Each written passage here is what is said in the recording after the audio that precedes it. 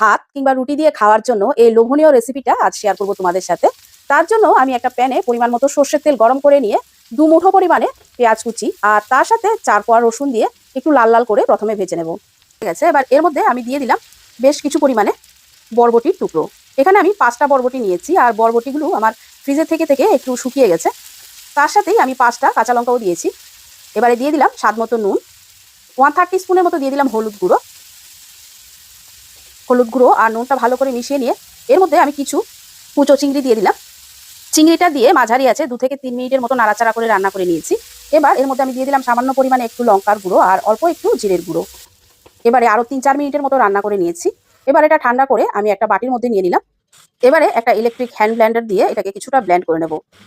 আপনারা চাইলে এটা পাটাতেও বেটে নিতে পারেন বা মিক্সিতেও পেস্ট করে নিতে পারেন। এটা এর থেকে আর বেশি মিহি করার প্রয়োজন নেই। সবশেষে এর মধ্যে আমি আরও কিছুটা ভাজা কুচো চিংড়ি মিশিয়ে নিলাম।